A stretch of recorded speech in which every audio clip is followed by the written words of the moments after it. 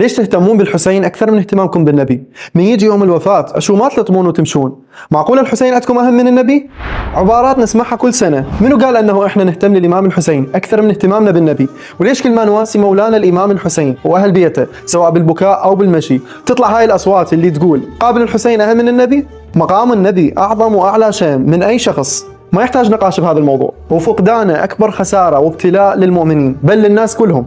لكن أكو فقرة البعض فاهمها بصورة غير صحيحة، أو البعض فاهمها ويريد يضلل بها الناس. خل أصيغها لكم بهالطريقة: هل كمية البكاء والنحيب متعلقة فقط بمقام الشخص أم هناك مؤثرات أخرى؟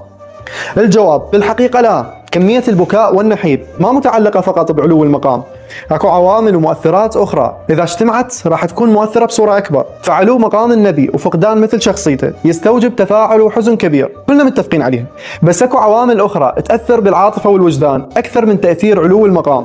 من هاي المؤثرات كيفية الاستشهاد، الخصوصيات والأحداث اللي ترتبط بالاستشهاد، فكيفية مقتل الإمام الحسين عليه السلام وما جرى معه من الأحداث تخلي المؤمن بالعاطفة والوجدان يتأثر ويحزن عليه. القتل في الغربة، الذبح بأبشع صورة، الذبح من القفا، هاي الطريقة المؤلمة اللي الله سبحانه وتعالى حرم بها ذبح حتى الحيوانات، فما بالكم بإنسان بمكانة الإمام الحسين؟ الرمي بالحجارة، العطش في حر الظهيرة، ناهيك عن الشتم والسب اللي تعرض للإمام، واخرها السبي وهو الاعظم على قلبه، وغيرها من الخصوصيات المؤلمه. يعني لو شخص عادي قتل بهاي الطريقه لتفاعلت ويا الناس، فكيف بشخص مثل الامام الحسين عليه السلام؟ فهذه الاحداث اختص بها مقتل الامام الحسين عليه السلام عن باقي اهل البيت، الامر اللي جعل مقتله مؤثر الى درجه كبيره بحيث بكى عليه النبي نفسه، بل بكى عليه باقي الانبياء كما تشير بعض النصوص.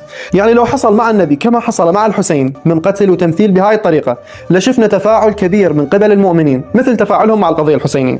اكو خصوصيات تأثر بالعاطفة والوجدان، وثقوا يا اخواني حزنكم على الحسين هو عين المواساة للنبي، لانه هو اللي بكى ونحب عليه وقام مجلس على الحسين عندما اخبره جبرائيل بكيفية مقتله. اذا النبي نفسه يبكي وينحب على الحسين، تردون شيعة محمد وآل محمد ما يبكون وينحبون عليه؟ هذا هو الاقتداء بنبي الامة. ثم هل فعلا يوم وفاة النبي هو يوم مهمل عند الشيعة؟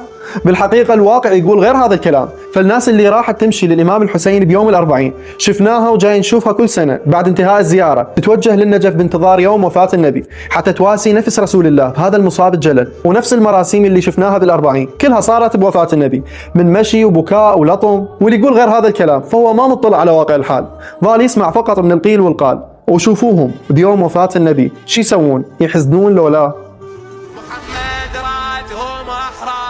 بس رفضوا الحرية، حفظ لهم ذراريهم وما خلوا له ذرية.